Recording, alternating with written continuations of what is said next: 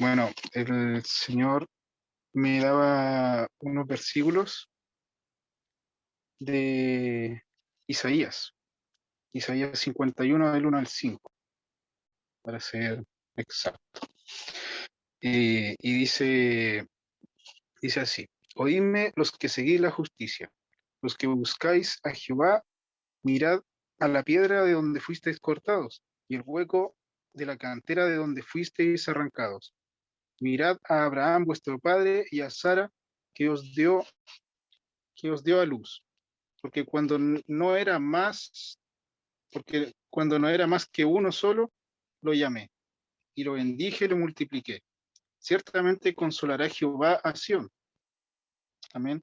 Consolará todas sus soledades y cambiará su desierto en paraíso y su soledad en huerto de Jehová. Se hallará en ella alegría y gozo, alabanza y voces de canto. Estad atentos a mí, pueblo mío, y oídme, nación mía, porque de mí saldrá la ley, mi justicia para luz de los pueblos. Cercana está mi justicia, ha salido mi salvación, y mis brazos juzgarán a los pueblos, a mí me esperan los de la costa, y en mi brazo ponen su esperanza. Amén. Y cuando se refiere a Sión, se refiere a, a nosotros, amén, cuando dice, ciertamente consolará Jehová a Sión, amén. Y quería invitarles, vamos a adorar, a alabar harto, así que a disponer su corazón y, y solamente que no le voy a pedir nada así en específico de cómo hacerlo, solamente que disfrute al Señor, amén, que se enamore del Señor, que se regocije en el Señor, y así tal como dice acá, cuando termina dice, se hallarán en ella alegría, gozo y alabanza, amén, y voces de canto, amén, regocíjese en el Señor, amén, amén.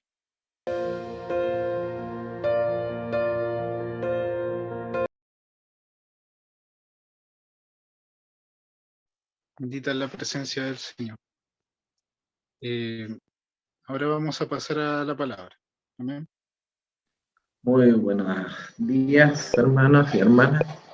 La predicación de este día es la continuación del domingo anterior sobre la vida de Enoc. Nos interesaba de sobremanera ver los detalles de la vida de este personaje bíblico, un patriarca antediluviano, porque Dios realmente manifestó su deseo y al que realmente es como que si no estuviera, deberíamos nosotros ser la presencia de Dios. No es mucho lo que se escribe en la Biblia, tal como lo vimos. Tenemos Hebreos 11:5 que dice que por la fe Enoc fue traspuesto para no ver muerte y no fue hallado, porque lo traspuso Dios, y antes que fuese traspuesto, tuvo testimonio de haber agradado a Dios. Cada uno de nosotros, a lo mejor cuando estudiamos las características, tal como lo hicimos el inicio del domingo pasado, podemos ver muchas cosas que tenía este personaje, pero no es tampoco para decir, chupaya, yo nunca voy a lograr hacer como él, sino que simplemente es el deseo que todos tenemos de poner nuestras vidas en las manos de Dios y que Él lo haga con nosotros, tal como lo vimos que el alfarero trabaja en su cántaro hasta que lo hace como Él quiere. Así es Dios, está trabajando contigo y conmigo a pesar de las pifias que tenemos. Él va a formar la imagen de su Hijo en cada uno de nosotros. Algunos necesitan vara para poder corregirse, otros a lo mejor suavidad, pero Él lo va a lograr. Él es el que hace, Él es el que trabaja. Y tal como lo hizo en la vida de Enoc, de llegar a una persona que realmente la ansiaba, Dios ansiaba tenerlo en su presencia y lo arrebató. Bueno, precisamente eso está trabajando en tu vida y en la mía. estuvimos viendo varias características y vimos solamente el punto 1 de las características que él caminaba con Dios. Como manera de repaso, vimos que caminaba con Dios es precisamente lo que dice la Biblia, y caminó Enoc con Dios. Vimos el encuentro con Dios, el diálogo que tiene que existir con Dios. ¿Cómo funcionaba este diálogo? Nosotros a través de la oración, de leer la palabra, estar de acuerdo con Dios. Vimos el texto de Amós 3:3, andarán dos juntos si no estuvieran de acuerdo. Tú tienes que estar de acuerdo en que Dios te va a seguir trabajando en tu persona, en tus características. Vas a tener que obedecer la palabra, cueste lo que te cueste. De repente vas a tener que dejarte corregir para hacer lo que realmente Dios quiere lograr en ti. Y no desmayar, empezar y no abandonar el camino de Dios. A veces porque alguien te llame la atención o porque a lo mejor te presiona o te dice algo que tú encuentras que te sientes un poco menos controlado y quieres irte, no abandones porque esa persona, si es alguien que te está discipulando, quiere lo mejor para ti y precisamente quiere corregir esa parte que tú no quieres abandonar. Tener una misma meta con Dios fue el último que vimos. Es tener la misma meta que Dios tiene para nuestra vida. Dios tiene una meta para ti, para mí. Él tiene un propósito para tu vida en cuanto al estudio, el oficio, el lugar de trabajo, el emocional y familiar, también en el servicio a Él. Y todos queremos pronunciar lo que dijo el apóstol Pablo al final de su carrera. En 2 Timoteo 4, 7 y 8, he peleado la buena batalla, he acabado la carrera, he guardado la fe. Por lo demás me está guardado la corona de justicia, la cual me dará el Señor, juez justo en aquel día. ¿Cuál aquel día? Cuando todos nos presentemos al juicio de todos los que han creído en el Señor. Vemos que esa era la intención y entramos de lleno a otra de las características de Enoc, que es que Enoc vivía en santidad. Él no estaba caminando con cualquiera, sino con Dios mismo. Dios no puede convivir con el pecado. Lógicamente que Enoc tendría sus faltas, pero para poder caminar con Dios, todo tienes que arreglarlo inmediatamente. Si tú tienes que ajustar tu vida para caminar con Dios, no puedes estar conviviendo con el pecado. No puedes tener una doble fachada, aparentar ser una persona correcta, pero todavía vivir una doble vida. La Biblia, está llena de pasajes en los cuales se refleja la santidad de Dios y el deseo que su pueblo Israel y la iglesia sean santos. El ser santo significa estar apartado para Dios. Todo lo que Dios anhela es lo que también desea el que busca santidad. Por otro lado, todo lo que Dios aborrece es lo que también evita el que busca santidad. Hay una identificación plena con la voluntad de Dios. Uno de los pasajes que muestra estos aspectos a la perfección es Primera de Pedro 1:14 al 1:16. ¿Qué dice Pedro? Dice, como hijos obedientes, no os conforméis a los deseos que antes teníais estando en vuestra ignorancia, sino como aquel que os llamó es santo, sed también vosotros santos, en toda vuestra manera de vivir, porque escrito está, sed santos, porque yo soy santo. ¿Te fijas? Lo primero que pone Pedro dice, como hijos obedientes.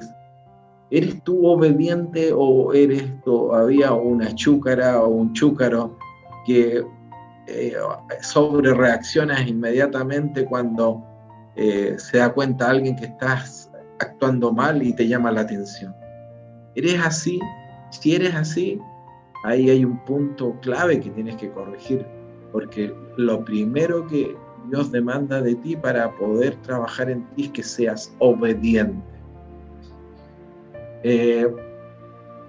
Enoc, como punto 3, dice, Enoc se mantenía firme. Al caminar con Dios, Enoc pudo mantenerse firme. Vivía en una sociedad en la cual estaba expuesto a luchas y oposiciones constantes por caminar con Dios. Seguramente tuvo muchas pruebas, pero a pesar de todo se mantuvo firme. ¿Por qué podemos afirmar esto? Fíjate, David, un hombre según el corazón de Dios, escribió en el Salmos 16, 8, mira, leamos ese salmo, ese versículo. A Jehová he puesto siempre delante de mí, porque está a mi diestra. No seré conmovido. ¿Cómo entonces tú dices, cómo me voy a mantener firme? Precisamente tal como David pensaba con respecto a Dios. Si yo pongo a Dios delante de mí en cualquiera de mis problemas, él decía, voy a tener la victoria, no seré conmovido. Y es así como tú tienes que pensar. Debes pensar y debes poner siempre a Dios delante de ti ante cualquier problema. Y no vas a ser conmovido ante una situación de enfermedad, ante una situación de problema, aunque todo el mundo esté opuesto a ti, tú confía si has puesto a Dios delante de ti. Esta realidad es tan clara como el agua. O sea, si caminamos de la mano del Señor, ¿habrá algo que nos haga caer? ¿Habrá alguien que nos pueda sacar de allí? Claro que no, amigo. Claro que no, amiga. Jesucristo mismo dijo en Juan 10, 27, 29, dijo, mis ovejas oyen mi voz y yo las conozco y me siguen. Y yo les doy vida eterna y no perecerán jamás. Ni nadie las arrebatará de mi mano, y nadie las podrá arrebatar de la mano de mi Padre. Debemos confiar en lo que dijo nuestro Salvador, nuestro Señor. Él está intercediendo ante el Padre por nosotros, y nadie te va a arrebatar de la mano de Dios si realmente estás dispuesta a mantenerte firme en la promesa, que Él no va a fallar. Veíamos que la maratón, esta peculiar carrera, es una carrera que destaca sobre las demás. Todo el mundo, cuando hay una olimpiada, todos esperan ver quién es el campeón de la maratón de esa olimpiada, porque se corre en las calles de la ciudad, ya se sale del estadio por la distancia a recorrer. Cualquiera que esté en condiciones se puede inscribir y participar, pero solamente el primero obtiene el premio. Pero lo destacado es que no importa tanto el puesto que se ocupe al finalizar la carrera, sino el haber llegado. Eso es importante, fíjate, en la maratón, el llegar es una lucha contigo mismo. Se trata de no abandonar, y todos se esfuerzan para terminar la carrera. Algunos llegan cojeando, algunos llegan y a lo mejor ya cerraron el estadio y todavía siguen llegando. Y les dan ánimo a la gente de la ciudad para que terminen la carrera. En la carrera cristiana lo importante es llegar habiendo corrido bien, aunque llegues último, pero no pares de correr. Como veíamos, lo importante es no desmayar en el camino. La gente está en el camino pasándote botellas de agua ahí para que tú sigas dándote ánimo. Precisamente de eso se trata. La vida cristiana, los más viejos, cuando estás fallando, cuando estás con problemas, te pasan la botella de agua para que no dejes de correr. Cuando te dicen algo, es precisamente esa botella de refresco líquido. Cuando tú estás jadeando, corriendo en la carrera y ya estás desmayándote, precisamente te pasan esa botella para que continúes y la oposición no te haga desanimar.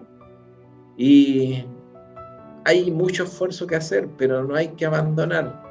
Acuérdate que es lo que dice la palabra, Cristo está a nuestro lado. Al estar en la carrera cristiana tenemos la seguridad de la promesa del Señor mismo respecto a su cercanía constante.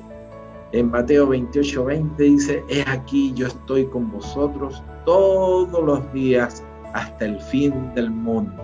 Qué hermoso estar en la carrera cristiana, en esta maratón, podríamos decir, que nos representa, donde vamos a correr estamos corriendo la carrera, estamos jadeantes, a veces estamos choreados, no queremos, que nos han dado demasiada agua, a lo mejor muchos coscorrones, muchas personas que nos han llamado la atención, ya no queremos más agua. Bueno, toma el agua, déjala, no te la tomes, déjala a un lado, pero déjala tranquilamente y recíbela en forma humilde y tú sigue corriendo la carrera. El punto 4 de las características de este personaje de Enoc era que él era guiado por Dios. Al caminar con Dios se experimenta su guía constantemente. Fíjate que Asaf, el salmista, estaba pasando por una profunda crisis cuando escribe con palabras emocionantes en el Salmo 73. En el Salmo 73, los versículos 23 y 24, dice así este salmista Asaf, que estaba pasando una crisis. Con todo, yo siempre estuve contigo, me tomaste de la mano derecha, me has guiado según tu consejo y después me recibirás en gloria. Se dan cuenta que al estar al lado del Señor, al andar con Él, el Señor mismo tomaba a Enoc de la mano para guiarlo por el camino correcto. Asimismo lo está haciendo contigo si tú te dejas que Él te tome de la mano. El ejemplo es de un padre, es cuando un padre, no sé si has visto esa imagen, toma a su pequeño de la mano y lo guía por un camino completamente oscuro, pero con toda seguridad, porque el padre conoce el camino. Quizá el niño diga, tengo miedo, no veo nada, pero el padre solo lo toma más fuerte la mano y le dice, confía en mí. Así es el Señor, te está diciendo, confía en mí. Aunque tengas miedo, confía en mí. Si estás pasando por un problema grave, por una enfermedad, Dios te dice en estos momentos, confía en mí. Te tengo de la mano. Esta guía se extiende a lo largo de toda tu vida. Mientras uno no deje la mano del Señor, al final experimentaremos, como lo decía Asaf, me recibirás en gloria. ¿Te das cuenta la esperanza del salmista?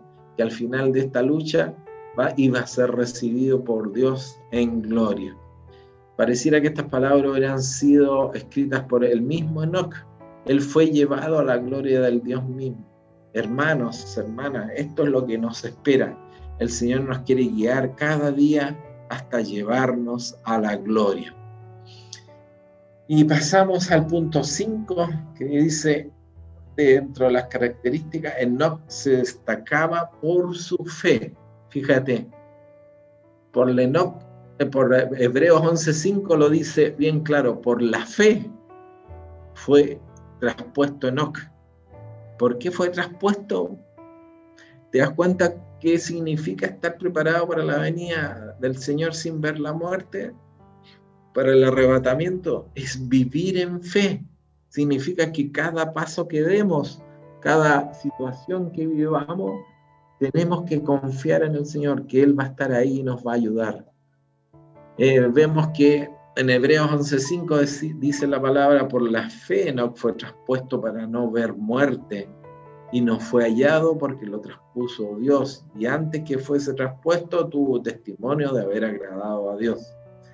Fíjate que el autor de la carta a los hebreos deduce que el agrado que tuvo Dios en la vida de Enoc fue su andar por fe. Pues sigue diciendo a continuación, dice lo siguiente, el autor de Hebreos 11:6 dice, pero sin fe es imposible agradar a Dios.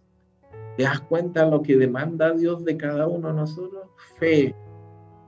Empieza a trabajar la fe, la pone Él, pídele a Dios. Si dice yo no tengo fe, pídele a Dios que te dé fe para cualquier problema, para que tú antes que opines, antes que hagas cualquier cosa, antes de que ejercer los planes que, no, voy a hacer esto, yo voy a hacer esto, oye, Eso no es vivir conforme a Dios. Tú tienes que decir, Señor, ¿es esto conveniente? ¿Es esto adecuado lo que voy a hacer, lo que tengo en mi mente? Por favor, guíame tú, guíame. Muéstrame el camino correcto que debo tomar. Eso es vivir por fe, no, yo voy a hacer esto, mañana hago esto otro. No, eso no es vivir con fe. ¿Cómo está viviendo esta generación en estos momentos? Nosotros vemos las características, nadie vive en fe. Cristo dice, cuando Cristo venga, en un pasaje de la Biblia, ¿encontrará fe en el mundo? Fíjate lo que está diciendo la pregunta. Cuando Cristo venga, ¿encontrará fe en el mundo? Una de las características de esta generación es precisamente la falta de fe. Todos quieren hacer como les place, todos quieren hacer a su antojo, no hay Dios de por medio y menos fe de por medio. Es justamente el momento en que Cristo va a venir, porque no hay fe en ninguna parte. Podemos decir que la fe de Enoc se destacaba por ser, fíjate, una fe personal en Dios. Una fe personal en Dios. Dios es una persona en que ponga su fe sincera. Dios muchas veces le dijo a Israel que habían sido instituidos por él mismo. ¿Se dan cuenta? Cuando no es una relación, pasa a ser una simple situación de ritual. El corazón de los israelitas estaba lejos de identificarse con el mismo sacrificio y con Dios mismo. Eso era lo que ocurría con Israel. Una cosa es orar, una cosa es adorar, y otra es estar en la iglesia, y otra parte se manifiesta en sinceridad, y aquel aborrece la hipocresía. Y no tenía una fe práctica. Lo leemos en Santiago 2:17. Así también la fe, si no tiene obras, es muerta en sí mismo. ¿Te das cuenta? La fe práctica es precisamente la fe se tiene que demostrar. La fe se vive. Cuando tú quieres demostrar tu fe, tú dices ante cualquier problema, Señor, yo confío en ti. Y eso lo vas a expresar, vas a estar en la prueba, pero vas a estar viviendo la fe. Jesucristo mismo dijo que nuestra luz debe brillar nítidamente. Ahí no se refiere solo a nuestra predicación, sino sobre todas las cosas a nuestra vida. En Mateo 5:16 dice así: así alumbre vuestra luz delante de los hombres, para que vean vuestras buenas obras y glorifiquen a vuestro Padre que está en los cielos. Que no se tenga que decir de nosotros como alguien le dijo a un cristiano que hablaba mucho pero no vivía lo que decía: tus hechos hablan tan fuerte que no me dejan oír lo que dices. ¿Te das cuenta la frase? Mira que lapidario para alguien que no conoce el camino, y tú le vas a predicar y te conoce y te dice: tus hechos hablan tan fuerte que no me dejan oír lo que tú dices. Qué terrible, ¿eh? Tiene que ser una fe práctica. Ponla en ejercicio, que todos vean tu fe. Una fe tenía Enoc que da seguridad. ¿Qué significa una fe que da seguridad? Fíjate que un paracaidista, que te lanzas del avión confiando en que el paracaídas se va a abrir. Cuando se lanza de un avión en vuelo, tiene que, fíjate, que creer primero que el pedazo de tela que lleva enrollado en su espalda se va a abrir y lo va a llevar seguro a tierra. Mientras está en el avión puede creer en el paracaídas, pero recién lo experimentará cuando se lance al vacío.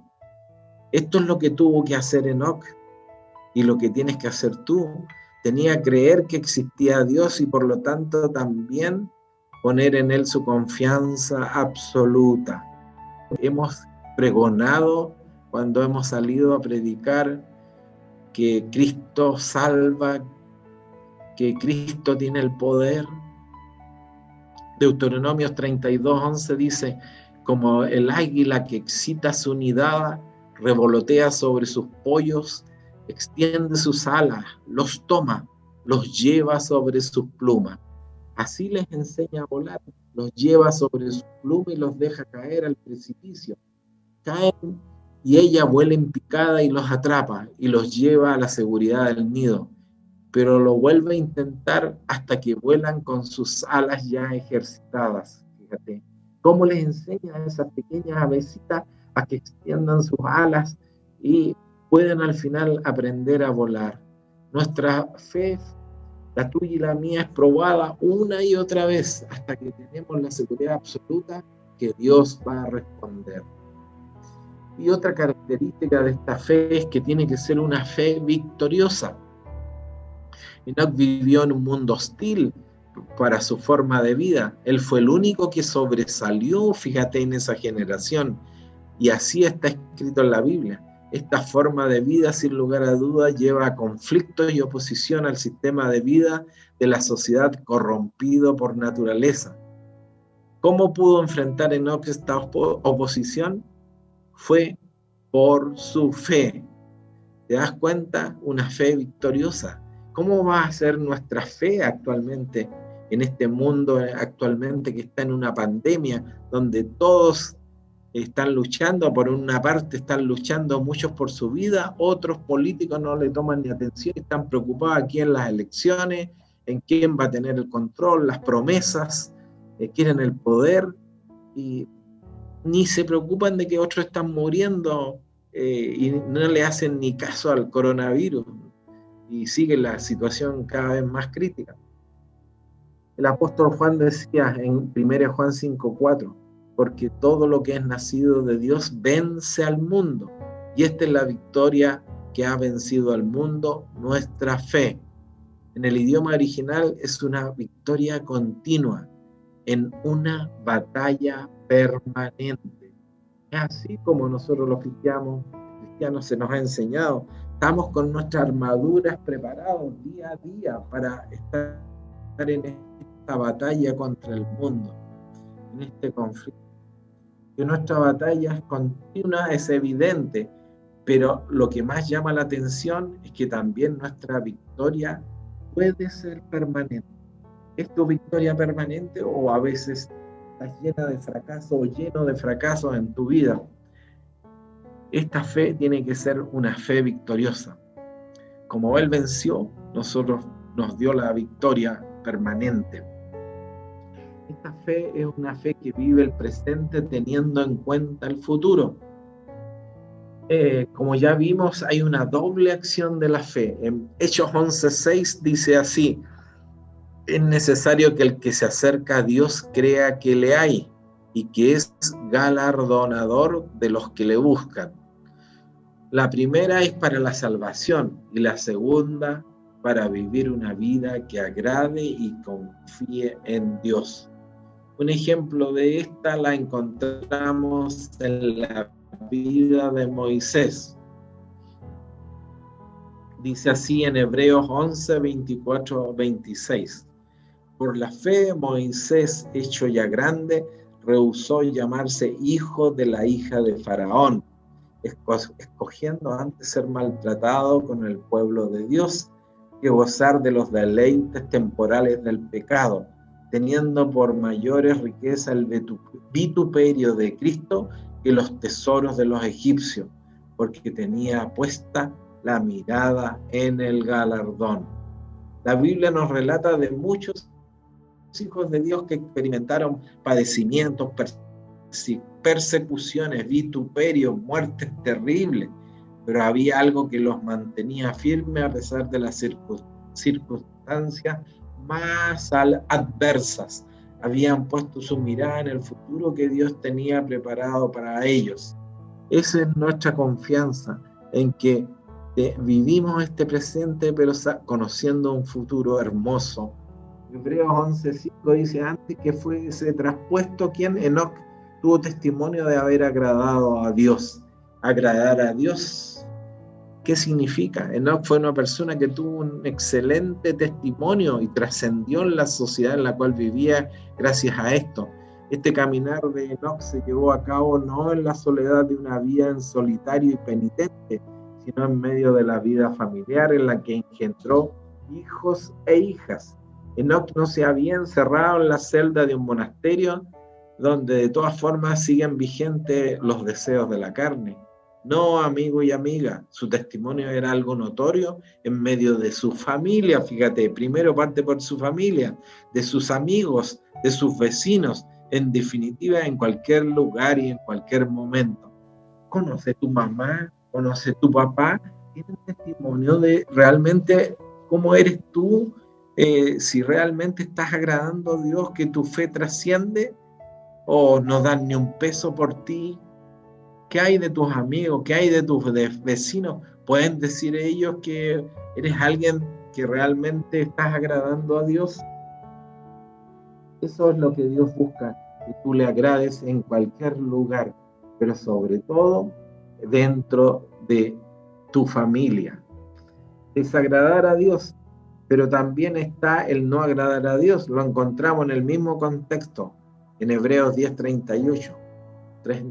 Mas el justo vivirá por su fe, y si retrocediere, no agradará a mi alma. Eso es desagradar a Dios, retroceder en la fe, sucumbir. Vemos la característica del punto 7, que Enoc era humilde.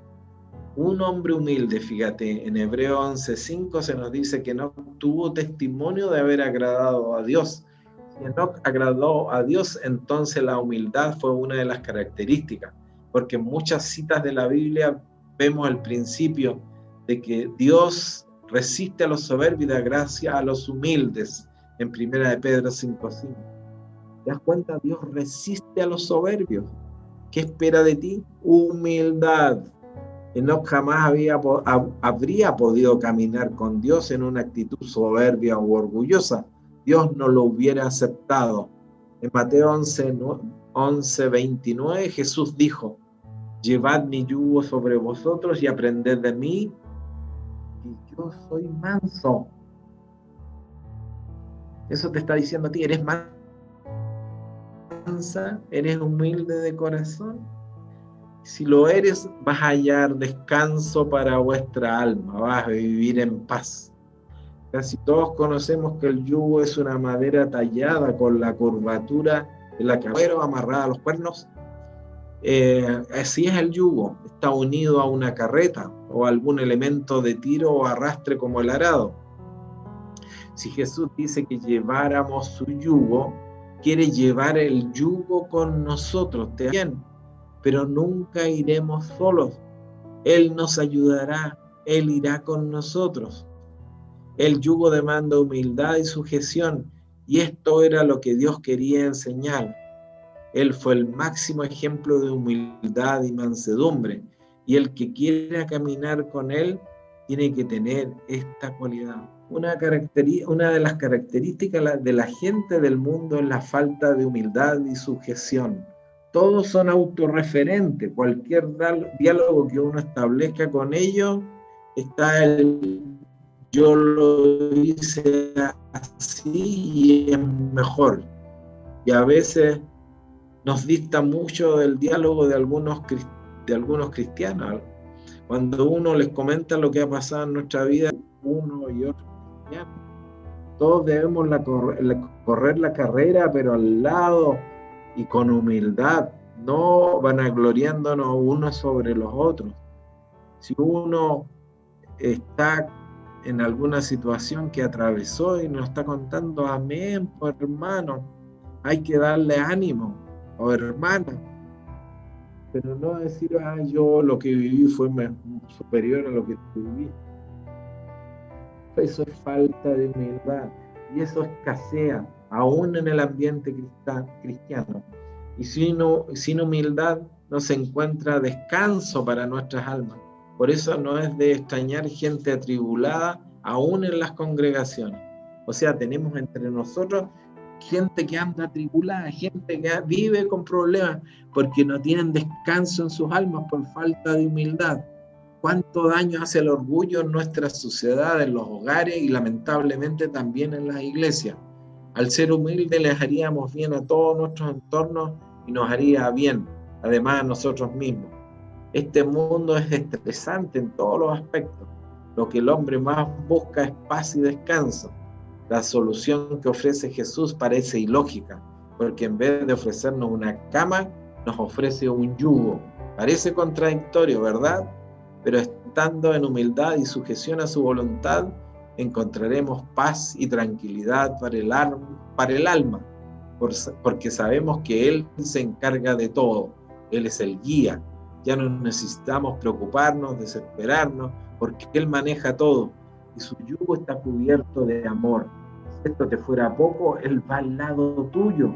El andar en humildad agrada al Señor, y la recompensa, ¿cuál es? El descanso.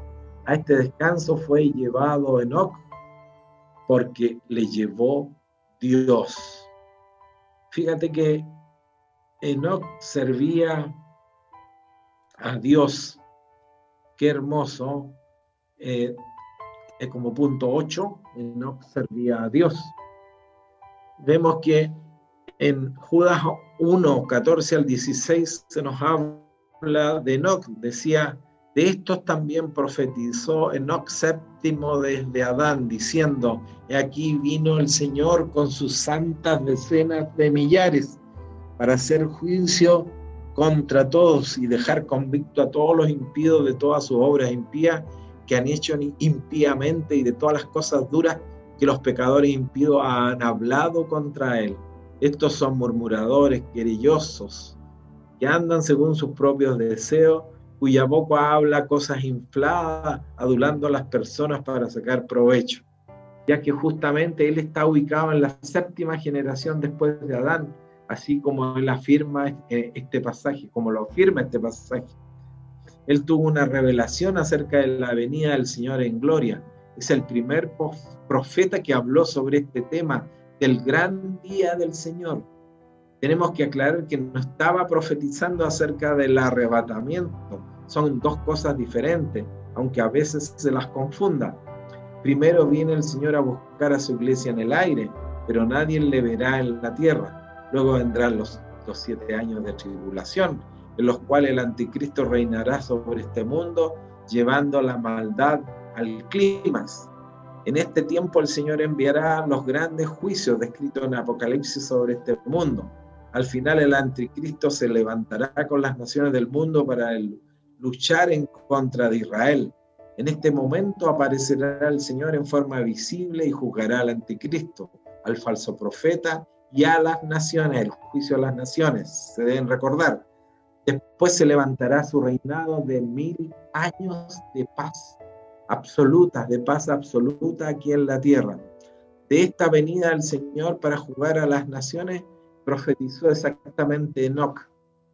No nos podemos quedar callados, debemos seguir predicando este evangelio de la gracia y, al igual que Enoc, anunciar sobre el juicio venidero, sobre el juicio que viene para este mundo impío que se aleja de Dios.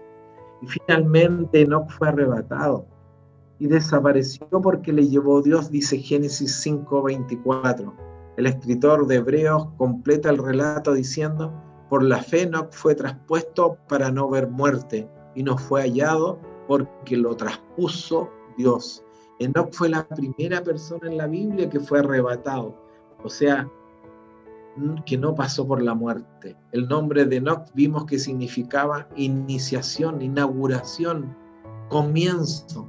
Realmente inauguró un nuevo hecho, algo trascendental, algo único que tú estás esperando, lo cual relativamente muy pocas personas lo experimentarán, el arrebatamiento o el rapto. Muy pocas personas lo van a experimentar. Llevó Dios es la misma expresión, fíjate que se utiliza en el traslado de Elías en Segunda de Reyes, capítulo 2, versículos 3 y 5. Le llevó Dios, asimismo lo hizo en el segundo arrebatamiento, que fue el de Elías. El segundo personaje del Antiguo Testamento que fue arrebatado aparte de Enoc. La palabra traspuesto se puede intercambiar con arrebatado, para que podamos entender lo que es el arrebatamiento. Podemos referirnos a una inscripción en un hallazgo arqueológico cerca de la ciudad de Éfeso, Allí aparece esta palabra, la inscripción encontrada en la siguiente: cuando el César Domiciano llegó a la capital provincial de Éfeso en el 5º año de su reinado, el magistrado de la ciudad fue a su encuentro hasta aquí. Dice ahí en la placa, fue a su encuentro hasta aquí. El arrebatamiento justamente es esto, unir al encuentro. En esto lo que describe Pablo en 1 Tesalonicenses 4, versículos 16 y 17, dice: porque el Señor mismo, con voz de arcángel, con trompeta de Dios, descenderá de los cielos, y los muertos en Cristo resucitarán primero. Luego nosotros, los que vivimos, los que hayamos quedado, seremos arrebatados justamente con ellos en las nubes para recibir al Señor en el aire. Así estaremos siempre con el Señor. Podemos completar con Primera de Corintios capítulo 15, versículos 51 y 52, que dice así: he aquí os digo un misterio, no todos dormiremos, pero todos seremos transformados en un momento, en un abrir y cerrar de ojos a la trompeta final, porque se tocará la trompeta,